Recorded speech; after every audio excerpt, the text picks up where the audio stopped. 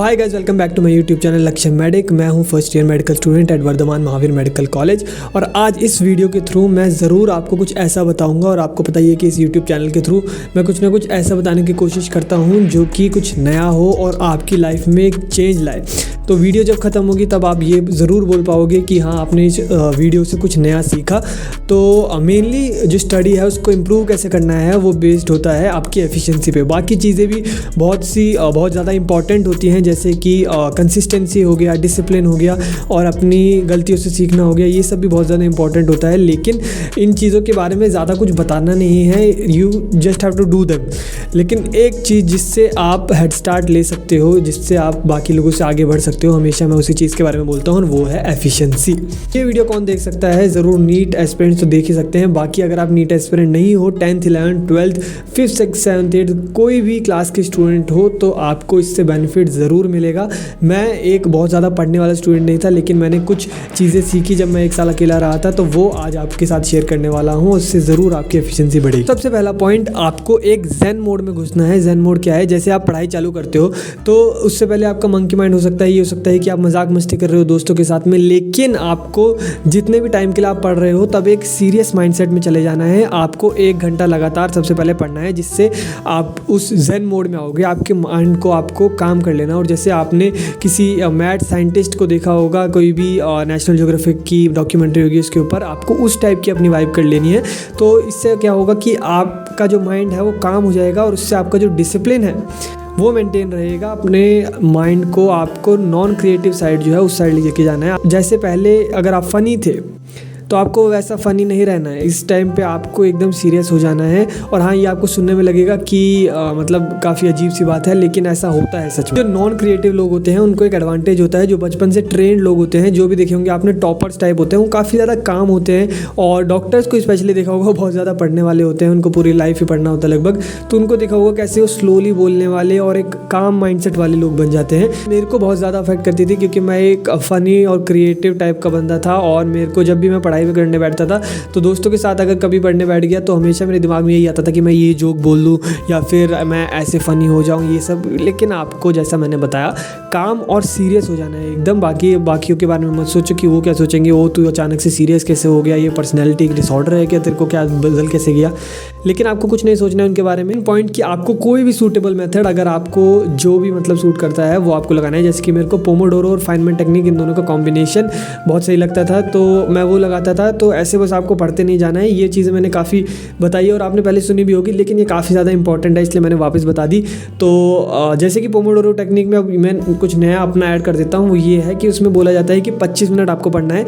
लेकिन एक्चुअली अगर आप 3 घंटे पढ़ रहे हो 25 + 5 मिनट के ऐसे सेशंस में, तो सबसे पहला जो सेशन है आपको 25 मिनट का नहीं लगाना है, आपको 55 मिनट का लगाना है, जिससे आपको एक मोमेंटम मिलेगा। जैसे मैंने बताया कि आपको ज़ेन मोड में जो जाना है उसमें आप जाओगे और आपका माइंड थोड़ा काम होएगा और मंकी माइंड जो है वो हटेगा। दिमाग में रखना है कि एक टॉपर और एक एवरेज स्टूडेंट जो मतलब नीट नहीं निकालता है या फिर पढ़ाई में अच्छा नहीं होता है, उसका डिफरेंस यही होता है कि टॉपर लोगों की डिसिप्लिन होता है कि 5 मिनट, यानी 5 मिनट अगर आप कुछ भी कर रहे हो उस 5 मिनट में, वो अगर आपका 5 मिनट तक सीमित रहता है तो हाँ, आप क्रैक कर लोगे एग्जाम। आपका वो डिसिप्लिन मेंटेन रहता है तो कुछ नहीं रोक सकता आपको एग्जाम निकालने से। और उस 5 मिनट में आपको फ़ोन नहीं लेना है और ऐसी कोई चीज़ नहीं लेनी है जो वापस आपका दिमाग को मंकी माइंड बना दे और जो आपको कामनेस मिली है उसको डिस्टर्ब कर दे। और भी कई सारे तरीके होते हैं, वो आपकी लिमिट है कि जैसे रिवीजन नोट्स बनाना या फिर चार्ट्स और टेबल्स लेके वॉल पे लगा लेना है। इसमें आपकी जो क्रिएटिविटी है, आपका जो दिमाग लगा सकते हो जितना ज़्यादा, कि आपको कैसे रिवीजन में हेल्प मिलेगी या फिर कोई भी तरीका आप फाइंड करते हो जिससे आपको हेल्प होती है। जैसे मैंने बताया आपका सूटेबल मेथड, तो आप वो लगा सकते। थर्ड है इंतज़ाम कर लेना है। आपको जब भी पढ़ रहे हो तो ये नहीं है कि आपने पढ़ लिया और फिर बस उस पढ़ के चैप्टर को छोड़ दिया।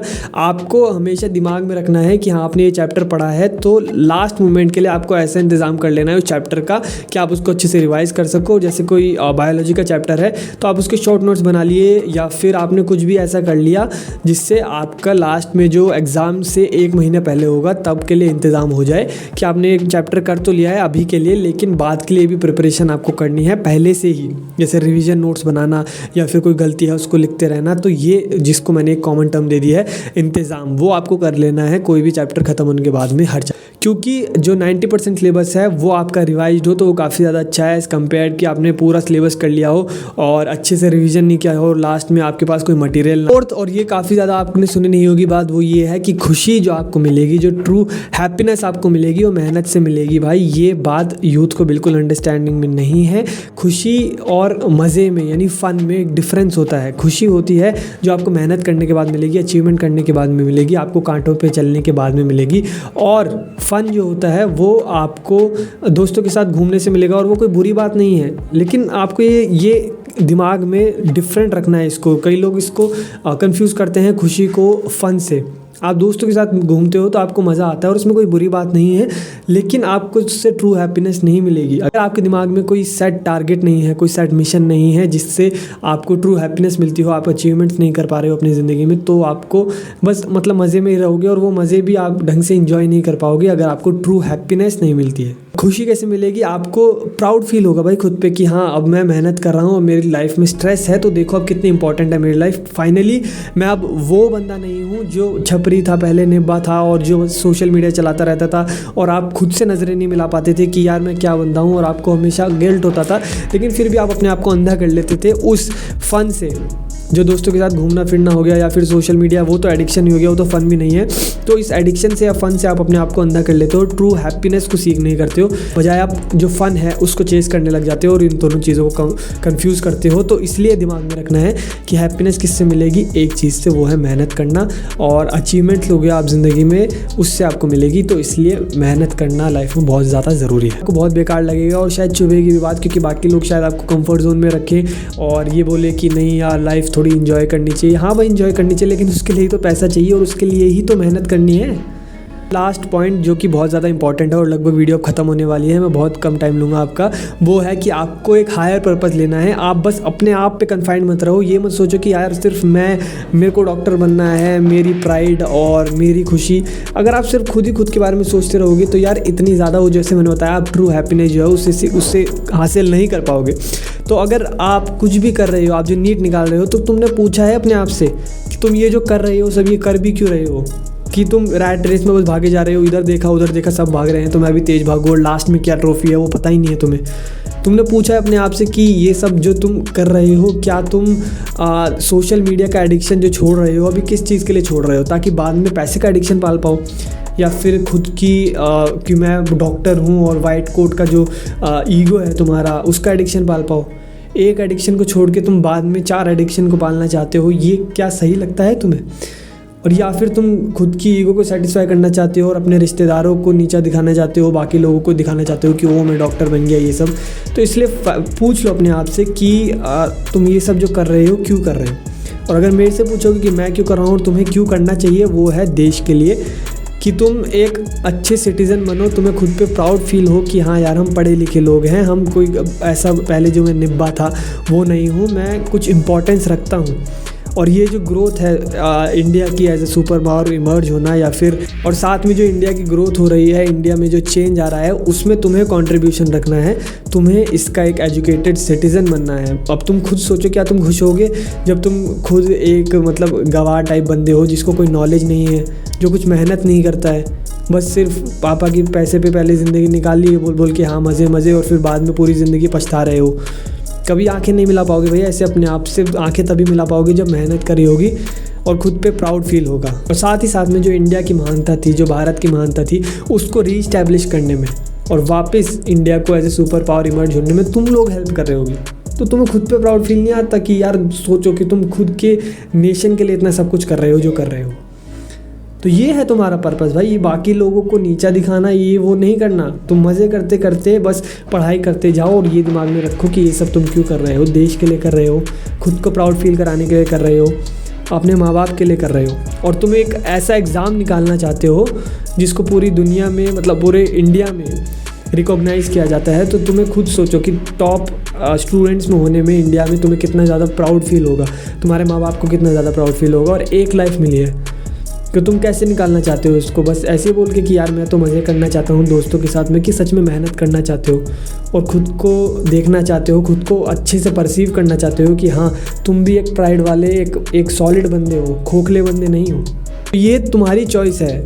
अभी जो ये लोग वीडियो देख रहे हैं भाई, मैं भी तुम्हारी जगह ही था, मैं भी यहाँ पे बैठा था और मेरे पास कोई ऐसा पर्पज़ नहीं था, मेरे को कोई मैं ऐसा मोटिवेटेड बंदा नहीं था जो मैं आज हूँ, और मेरे को ना इतनी नॉलेज थी, और मैं बहुत ही ज़्यादा अनगाइडेड और जिसे बोलते हैं ना खुला घोड़ा बिना लगाम का वैसा था।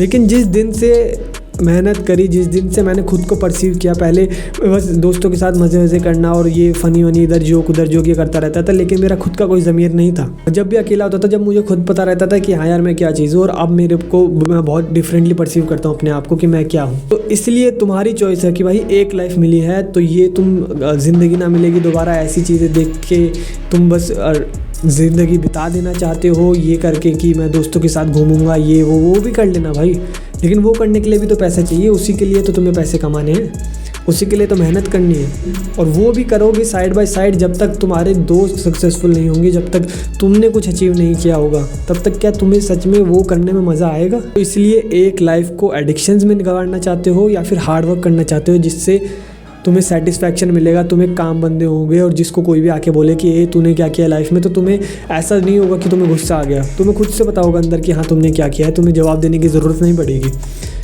तुम्हें अपने ड्रीम्स पूरे होते दिखेंगे, तब जाके तुम्हें सेटिस्फैक्शन मिलेगा, फाइनली तुम एक काम बंदे बनोगे। और लास्ट में बस एक लाइन कहना चाहता हूँ कि बी प्राउड यार, कि कितने अच्छे प्रोफेशन में तुम आ रहे हो, तुम एक डॉक्टर बनने वाले हो, जहाँ पे पूरी दुनिया लगी हुई है कि मतलब सिर्फ पैसे के पीछे या फिर ज़्यादा कमाने के पीछे, मटीरियलिज्म के पीछे, बड़ी गाड़ी बंगला इस सब के पीछे, वहाँ पे यहाँ पे तुम्हें ऐसे सेटिस्फैक्शन मिलेगा, यहाँ पे तुम ग्राउंड रियलिटी जो है, जो लोगों का दुख है उसे दूर कर रहे होगे और अपनी लाइफ सेक्रीफाइस कर रहे होगे दूसरों के बेनिफिट के लिए, क्योंकि पैसे मिलते हैं हाँ, और काम लेकिन जो होता है वो उससे ज़्यादा ही होता है लगभग, देख लेना तुम, क्योंकि हाँ तुम्हें पैसे मिलेंगे ढंग के, लेकिन कहीं ना कहीं तुम अंडर पेड रहोगे ही, और तुम कुछ ना कुछ अपनी लाइफ का जो पार्ट है वो सेक्रीफाइस कर ही रहे होगे, लेकिन तुम्हें खुशी होगी कि हाँ यार तुमने सैक्रिफाइस किया दूसरे लोगों के लिए, और तुम कंटेंट होगे, सेटिस्फाइड होगे। हर बार ये बुरा नहीं है कि तुम्हारी पर्सनल लाइफ सैक्रिफाइस हो गई है तो ये बुरा हो गया, नहीं।